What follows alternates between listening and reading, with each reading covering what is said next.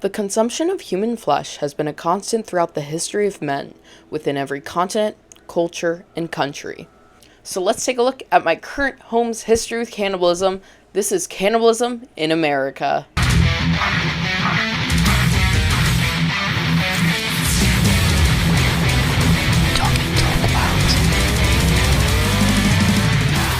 This is essentially the companion video to my deep dive into cannibalism, but if you have not seen that video, fear not, it is very self-explanatory and I'm sure you will catch on quickly. And if you want to see more niche add-ons to that video, make sure to let me know down below. With that, let's not waste any time and let's get straight into the cannibalistic history of America. The first European explorers and colonizers claimed mass amounts of cannibalism committed by the indigenous people of the Americas, from claiming ritualistic spiritual practice of it involving human sacrifice, as well as pure survival cannibalism. This has ceased to be proven factual over the now hundreds of years, and it's mainly properly associated with the justification of their invasion and brutality against them, as it was in the best interest of the invaders to make natives seem like savages, and a means of the justification of their eradication of culture, land, and people themselves. Now, of course, I must mention to you the very real instances we have with anthropological evidence of cannibalism taking place with the indigenous people. Anasazi settlement, located in now current-day southwest Colorado, is one of, if not the only, confirmed indigenous group to have partaken in cannibalism to a certain extent. After a proper excavation, ceramic cooking tools were found with residue of human tissue, as well as stone cutting tools stained with human blood. But the definitive piece of undeniable evidence was the biochemical test done on fossilized human excrement within the area of these findings. Dr. Brian R. Billmore, one of the archaeologists working on the findings, said, quote, "Analysis of the coprolite and associated remains at last provide definitive evidence for sporadic cannibalism in the Southwest," unquote. The tests on these findings were done multiple times, showing that the microglobin that appeared could only be found during the consumption of human flesh. The biochemist Dr. Marler, who ran these tests, stated, "We felt we had to be absolutely sure on such a sensitive and controversial issue. I have no doubt about this data." This wasn't seen as absolutely shocking evidence to archaeologists or anthropologists, as human consumption of each other has been a thing since the dawn of time. It was simply answering an age-old question of, did it actually occur? Once again, I want to reiterate, humans have been eating humans since the dawn of time. This is a blanket occurrence for humans, not for any specific nationality, race, gender, age, or anything of the like. But many believe that cannibalism may have been taking place around the Southwest between 900 to 1150 AD, with findings around 40 sites of human bones showing signs of butchering and even cooking on said bones that resembled the same seen on animal remains. All of these cases are suspected to be in part of survival cannibalism, and a lot of the timings of these remains and where they would have been found actually correlates to when droughts took place at that time. So overall, this was not some sort of institutionalized cannibalism as it was first presented by explorers, but in fact, just typical survival cannibalism you will find anywhere and any time period. Now, when it comes to early settlers and cannibalism, I think everyone just immediately jumps to the Donner Party, which I discussed in the deep dive, so I would much rather speak to you about the real early settlement of Jamestown. It was the first permanent English settlement that sat in the now modern-day Williamsburg. It was also the first place that reported the transport of slaves from Africa to North America, and we absolutely will be discussing cannibalism in the transatlantic slave trade later on. The Jamestown colony was founded in 1607 by 104 settlers, with only 38 surviving the first 9 months. Later on in 1609, after multiple supply trips, including new settlers arriving, there would be about 500 Jamestown settlers at the start of the winter. But by the spring of 1610, there would only be 61 left. The time period of this is now referred to as the starving time, and the president of Jonestown at the time said, quote, "And now famine beginning, to look ghastly pale in every face, that nothing was spared to maintain life, and to do those things which seem incredible, as to dig up dead corpses out of graves, and to eat them. And some have licked up the blade, which hath fallen from their weak fellows," unquote. In 2012, archaeologists discovered an area containing butchered bones of animals and dogs, which is a recognized extreme point of famine culturally. And along in this pit, they would also find partial skull fragments and human teeth. To a 14-year-old girl they have named Jane, who showed clear signs of cannibalism onto her bones. The physical anthropologist Douglas Owsley, who's had extensive work with cannibalized bones, including victims of the American serial killer and cannibal Jeffrey Dahmer, has said, "It seems they most likely ate her brain first with how quickly it decomposes, then her tongue, cheeks, and leg muscles. It also appears that there's more than one individual involved in the post-mortem dismemberment and eating, as whoever separated her head did not have any experience in butchering of any kind, whereas the cuts found on her shin bones show a very large level of knowledge. It's not totally clear on why Jane in particular was butchered and eaten, or kind of anything surrounding it, but as this was the starving time, it is believed it was survival cannibalism, and it involving multiple people kind of shows her body was used to feed multiple people in the settlement at the time. Now, this, once again, is a very rare instance of survival cannibalism taking place in early times. But soon enough in history, survival cannibalism really wouldn't be the only way people were eating people. Even at one point, people making the choice to eat people, including the various amounts of surprising cannibals in the Wild West. One of the most infamous Wild West cannibals was that of the Kentucky cannibal Boone Helm. He's described as American historian as, quote, bad. Nothing in the world could ever have made him anything but bad. He was, by birth and breeding, low course, cruel, animal-like, and utterly depraved. And for him, no name but ruffian can fitly apply. Boone had an extensive history of criminal mischief, disrespect, alcoholism, and violence. What began his entire spree of murder was the fact that the gold rush had came in and he wanted to go off and get money from it, partially due to his recent divorce from his wife he was drunkenly beating. One of his cousins agreed to go with him, and at the last minute back out. This made Boone so angry he went to his cousin and stabbed him to death and began his first fleeing from the law. He was captured and held accountable and put into a mental institution for some peculiar reason, and in this institution he ended up befriending a guard, who eventually would let him go on walks with him, and at one point, Boone convinced him to let him go on a walk in the woods, where Boone would flee the scene. He escaped and continued his way to California, and during this large trek, he came across multiple men, and frankly, it's unclear just how many men he ended up killing along the way, but it is definitely suspected to be upwards of at least 10 men, and most of the times when Boone killed people, he was truly doing it for the love of it. Eventually, word of him going around and murdering men on his escaped trek got around to people, so he then had to flee towards the west coast. And along his travels, he eventually picked up about 6 companions, all who were ruffians who would go and rob people and go from town to town, just frankly being criminals. And this actually would mark what was soon to be the start of his cannibalistic escapade. Boone even saying, quote, "Many's the poor devil I've killed at one time or another, and the time has been that I've been obliged to feed on some of them," unquote. Eventually, while these 7 men were on the run, they came into contact with Native Americans and got into a fight or scuffle with them, leaving them with very little provisions, to the point the men were forced to eat their own horses. Ultimately, it came down to only 2 of them living, Boone and a man named Burton. On the record, it is said that Burton was no longer able to continue the journey, and Boone left him at an empty cabin to continue on. Eventually, Boone himself was forced to double back after he realized he couldn't continue on without any food. He then found Burton within the shed with a self-inflicted wound. So Boone cut off his legs, ate one of them at the cabin, and wrapped the other one up in a spare clothing to take with him. He continued on his trek and of course murdering men senselessly along the way, including him having to flee from California once again for murdering a rancher he befriended. Once again, Boone just killed men to kill men. He fled to Oregon, where he robbed and murdered someone in 1862, and he was finally held accountable after being arrested for gunning a man down in a saloon. That was until Boone's brother showed up and paid them off. And of course, Boone would not stop killing, and this led him in Texas getting involved with a gang of men, once again, just murdering and robbing people. It was finally there that he was apprehended. He was ultimately sentenced to death, which after hearing this, he simply said, "I've looked at death in all forms, and I am not afraid to die." Boone Helm, outside of being the Kentucky cannibal, is one of the earliest serial killers on record, and particularly someone who just killed for the hell of it. But there is another man that I would say is arguably the most famous cannibal in the Wild West. I guess if you're insane and you know cannibals in the Wild West, and that would be Alfred Packer, who's known as the Colorado cannibal, which I would like to take 1 second to say.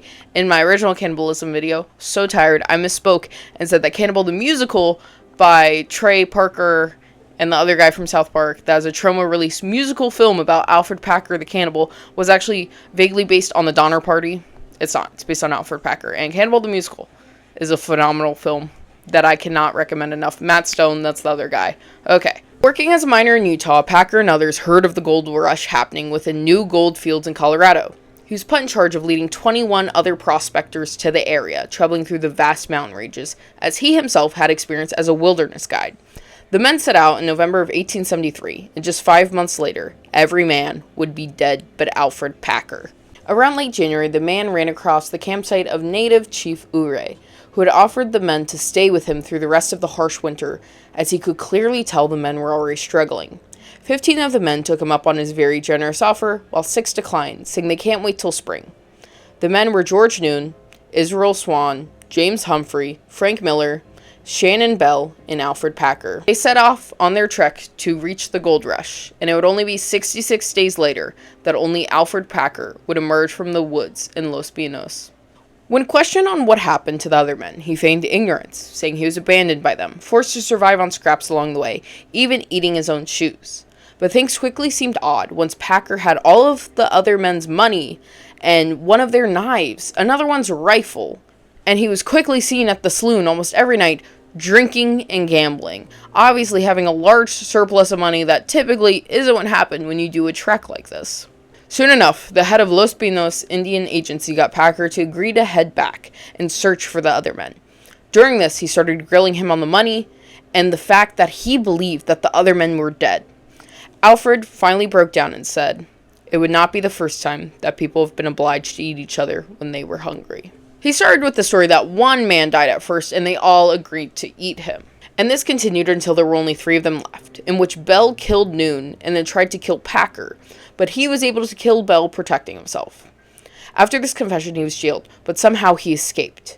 And while he was on the run, they discovered the bodies of the men who were a part of Packer's groups. Instead of being found near various points on a travel trail, they were all found together at one campsite, dead, partially mutilated, and cannibalized. Packer wasn't found until 9 years later, living in Wyoming, under a fake identity. When arrested, he gave a news story that he left the campsite to get a better vantage point, and once he returned, all the men were killed, and Bell once again tried to kill him, but Packer overpowered him, and that to survive, he necro-cannibalized the long-dead men. At trial, he was initially sentenced to death, but over time, with law changes and petitioning, it was just turned to manslaughter, and he ended up free on the outside. But at the age of 65, Alfred Packer did die from natural causes that some people relate to him: worry and stress. He himself claimed no wrongdoing up until the day he died. Many people do believe that Alfred Packer killed and cannibalized the other men. For survival or for enjoyment, no one will ever know. To this day, it's heavily questioned about what happened to these 6 men in the woods. And at the end of the day, there is only one thing that is for sure.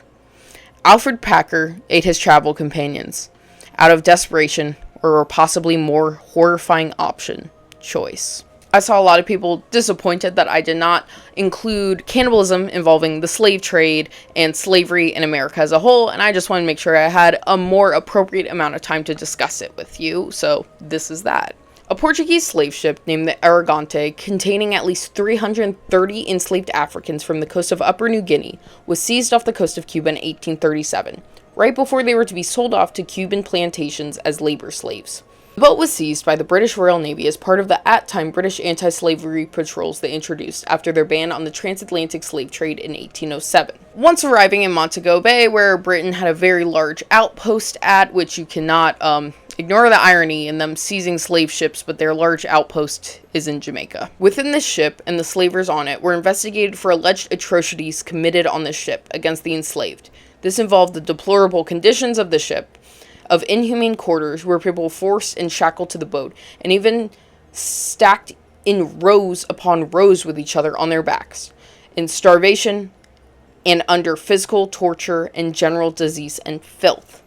Particularly, this instance includes the killing, cooking, and consumption of an enslaved African man aboard the ship, along with the forcing of eating the man's flesh to the fellow enslaved people on the ship, which was majoritarily children on this boat. When being questioned by British officials conducting the investigation, the enslaved individual said that they were served a foul-tasting, bad-smelling meat shortly after the man's death, and that if they refused to eat it, they would be beat and tortured.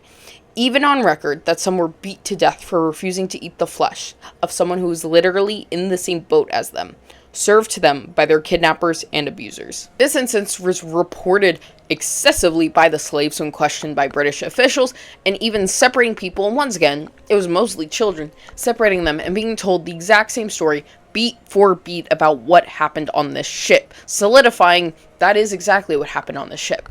But unfortunately, at this time, the sayings of an enslaved person meant nothing if there's not a European or Anglo person to support what they were saying. So quite literally, all of these people said to them, this is what happened, and they probably did believe them, and they were like, oh, well, nothing to do about that. So with that, nothing was ever done, and no one was ever held accountable.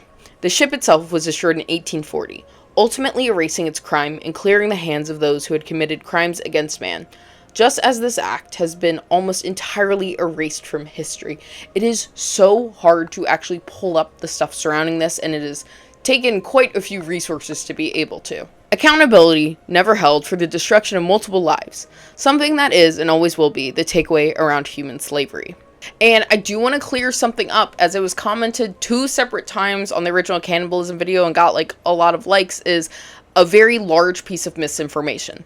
There never on record, on historical record, were ever cookbooks on how to cook and cannibalize slaves. I believe this giant piece of misinformation comes from people just taking the title of a 2014 historical study book called The Delectable, which is an absolutely phenomenal book I cannot recommend enough, that focuses on the homoeroticism within slave trade, and as well it does focus on cannibal instances that took place allegorically and physically within slavery, but there has never been and never was a cookbook published, crafted, or created around the cooking and consumption of slaves. The connection of allegoricals within slavery and cannibalism has been one since very, very early on.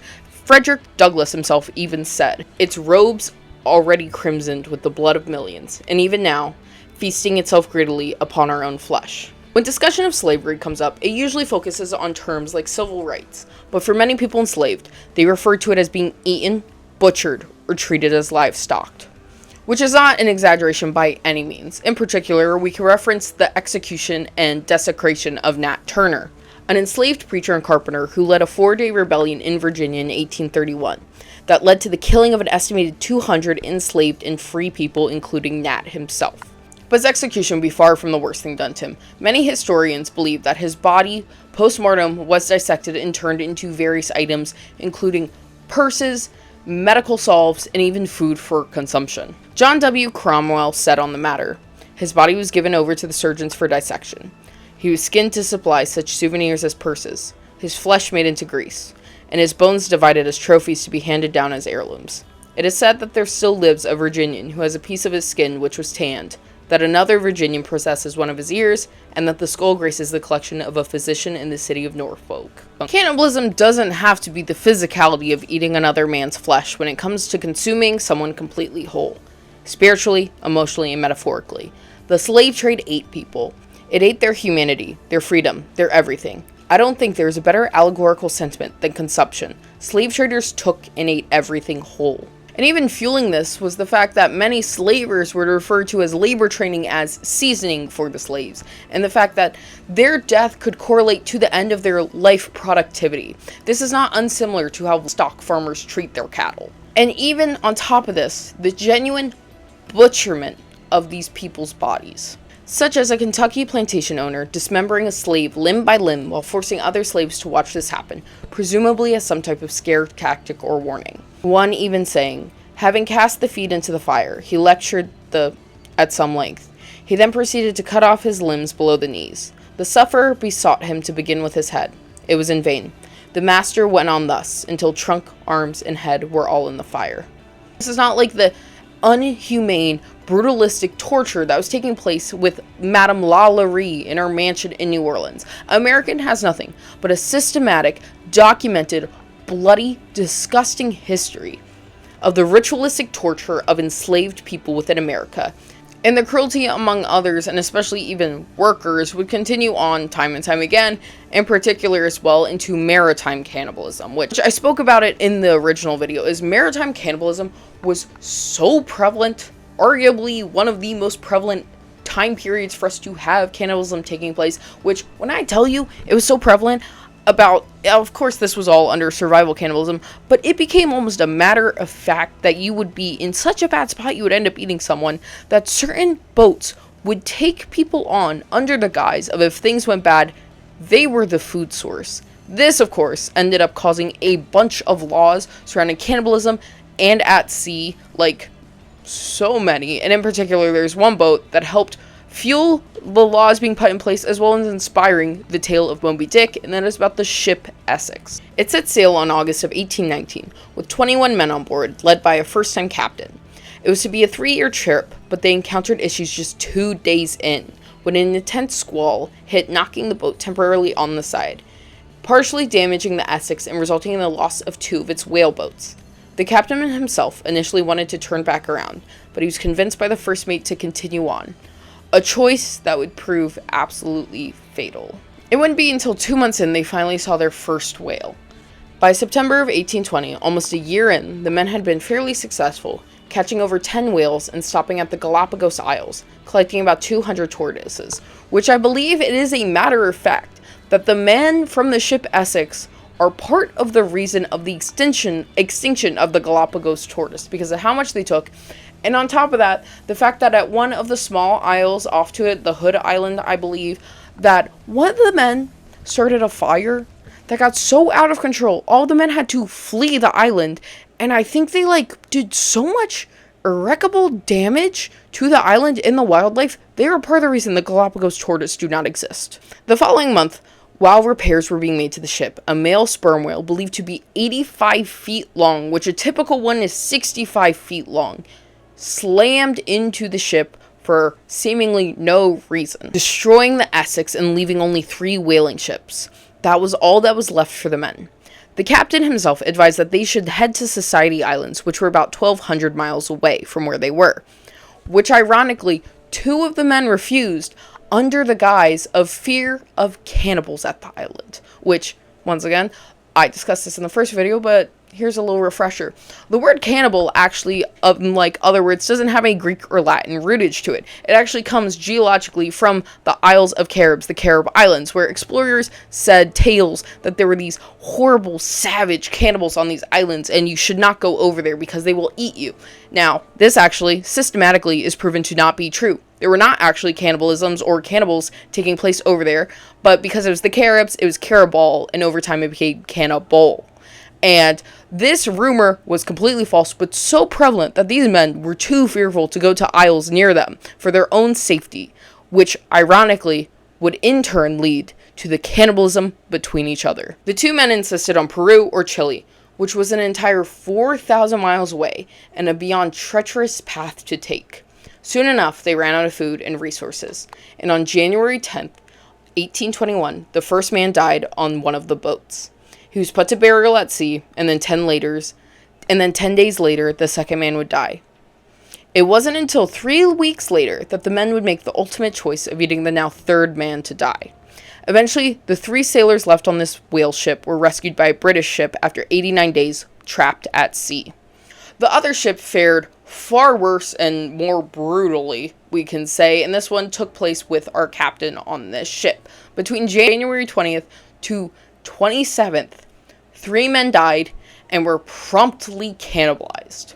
Whereas on the other ship, the men waited about 3 weeks until the 3rd death to occur to make the horrible choice of survival, the other ship very quickly turned to cannibalism. And after these 3 men died, next would be the first mate, the man who said they should continue the trek on after the first initial damage that the captain wanted to turn around for. Eventually, these 2 final whaleboats separated, and it's believed the one that did not hold the captain is actually 3 skeletons that were found on a separate island with a docked whale ship. It was never able to be fully confirmed, but it is pretty genuinely believed that those men are those skeletons. With the last men facing death by starvation, they decided to draw straws on who would be killed for food. It was the captain's teen cousin who caught the short end of the stick. The captain himself tried to switch spots with him, but the young man refused. He was then killed and eaten on January 6. 5 days later, another man on the ship died, leaving only 2 of them. They also ate and cannibalized this man. Eventually, they were found by fellow American whaling ships on February. This is one of the most intense and documented cases of maritime cannibalism and directly influenced the writing of Moby Dick. I've said it before and I'll say it again. There's something so utterly American surrounding the sensationalism and publicization of serial killers here. And I think when you think of American serial killers and the word cannibal, two men immediately jump to your mind. Of course, the Milwaukee cannibal Jeffrey Dahmer and Ed Gein. And I think they've been covered far more extensively than probably anyone ever needed to hear, so I thought we would look at two maybe lesser known instances to you. The first man is the reason I am very paranoid about locking my doors, because I heard about him when I was way too young, and that is Richard Chase, the vampire of Sacramento. Chase was a paranoid schizophrenic and institutionalized at the age of 25 after various delusions, including him believing he was walking around completely dead, that his skull was split and it was shifting under his skin, leading him to shaving his head so he could actually watch the plates move around. And the one that got him institutionalized, the injection of rabbit blood into himself, which I'm sure you can imagine would make him very sick. Richard's biggest fixation, as in part of his paranoid schizophrenia, surrounded blood. He was completely infatuated and obsessed with blood. He was always trying to find ways to consume blood and mess with his own blood. This actually led to him being called Dracula in the institution. While Richard was institutionalized, he would find small animals, kill them, and drink their blood. And this is something that followed him his, frankly, entire life. Now, for some godforsaken reason, the institution was convinced they had somehow rehabilitated Richard Chase and released him to his mother. This would be a beyond deadly choice. He quickly left his mother, believing she was poisoning him, and moved in with a group of men, which after his rampant drug use, schizophrenic outbursts, and walking around constantly nude, they asked Chase to leave.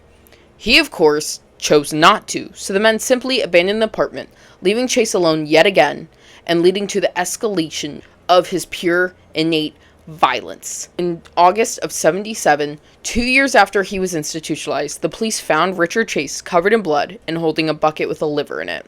Once determining the blood and organ belonged to a cow, the police made the choice to just let Richard go completely free and running around, not really doing any follow-up on this situation.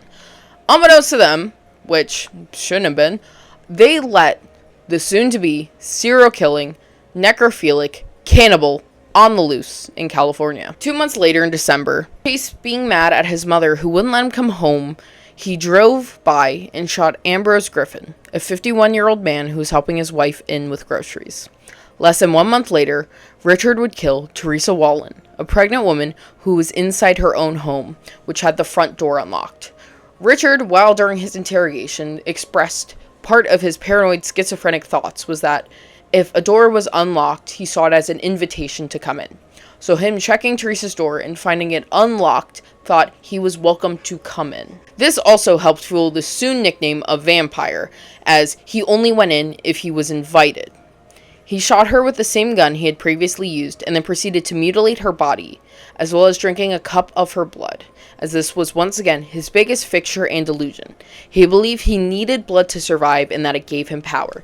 Even when they went to Richard's house to do the investigation after he was arrested, they found a blender just covered in blood. 4 days later, Richard would kill 4 people: Evelyn Meroth, her 6-year-old Jason, her 22-month-old nephew David, and her friend Dan Meredith.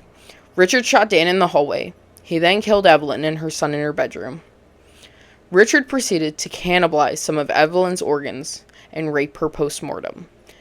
It wouldn't be until months later they would find David, the 22-month-old, decapitated behind a church. The reason we know Richard Chase was the culprit was because during this entire massacre, a neighbor ended up knocking on the door, spooking Richard into taking the body of the 22-year-old, the keys from Dan, and running off, leaving behind bloody footprints that would eventually lead them to him.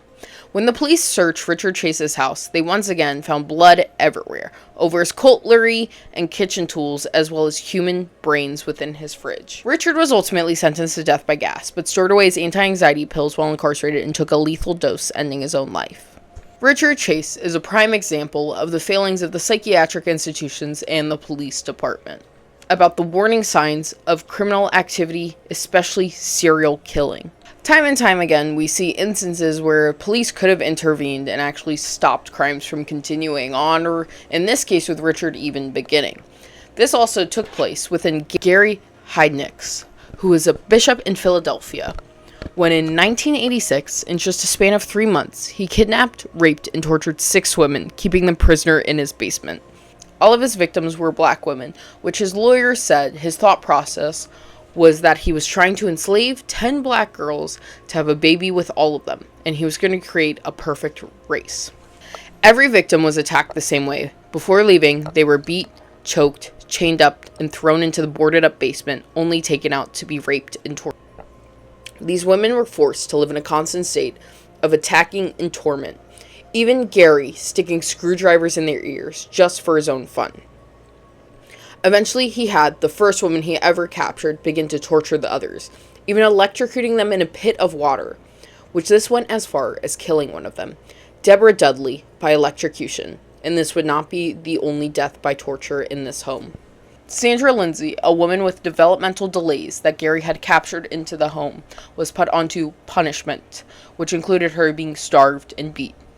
Ultimately, when Gary decided she was free of punishment and went to give her food, Sandra had already passed away from the starvation and abuse. According to Gary, he then dismembered her, cooked her body parts in the oven and stove, which created such a smell, the neighbors contacted the police, who went to talk to Gary about the smell and simply wrote it off as that he burnt a roast. Satisfied with the answer, they simply left. Gary then proceeded to grind the woman's flesh into meat that he mixed in with dog food. On record, this is because apparently one of the women, so starving, saw an ad for dog food on the TV and said it looked good to eat. So he proceeded to mix the flesh of the woman in with the dog food and forcibly feed it to the other women he held captive, who were held captive with Sandra. Gary was taken down by the first woman he took captive. She was eventually able to gain privileges by obeying him and helping torture the others.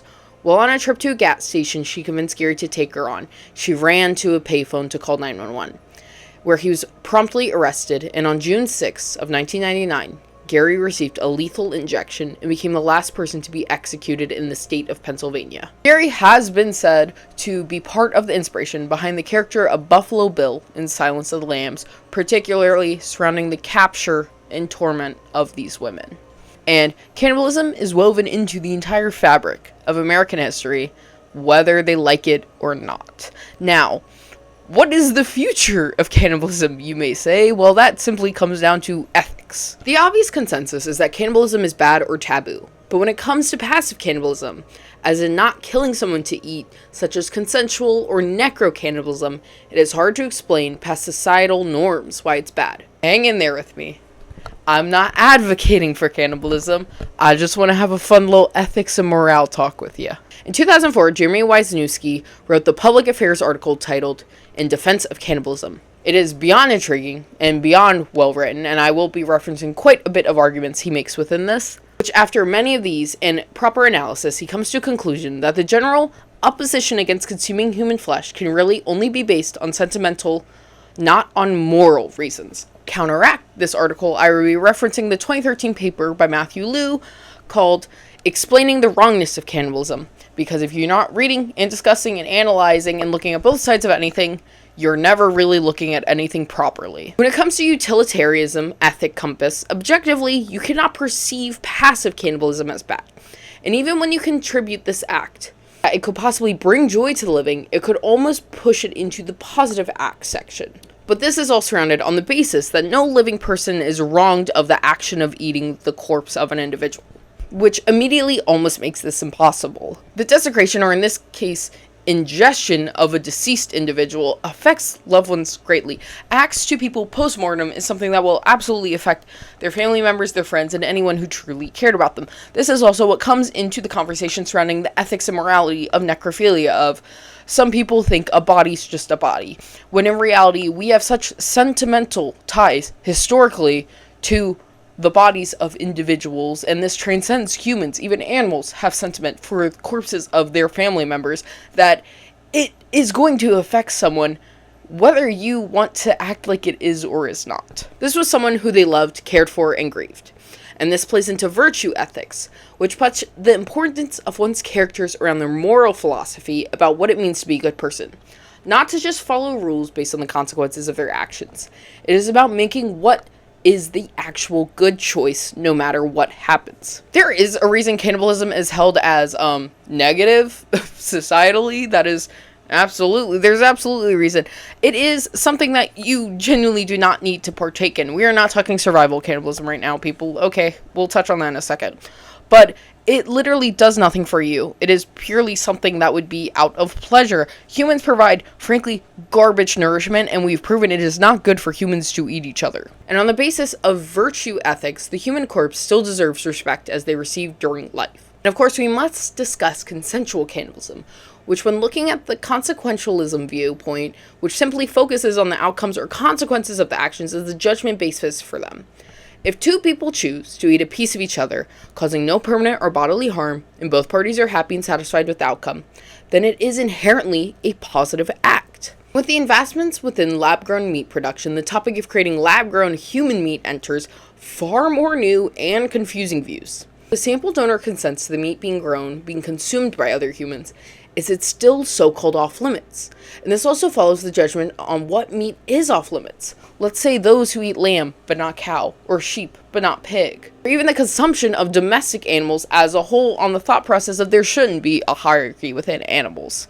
Humans inherently create hierarchy, and I think meat consumption is the most immediate and complex one. As a vegetarian myself, it is one of my most favorite conversations to have people. It never come from a source of judgment. It is genuinely from a source of intrigue, because I believe you will never find two people who have the same views on what meat is okay for consumption and what meat is not okay for consumption, especially when you start discussing exotic meats.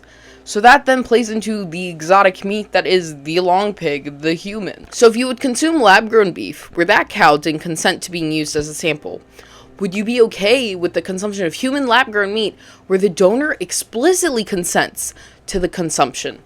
Please let me know down below for my own sick fascination. I am beyond intrigued by the concept of if human meat was lab-grown and it was presented to you, and the donor explicitly says, I am okay with this. Frankly, I want people to eat my own meat. Would you eat it?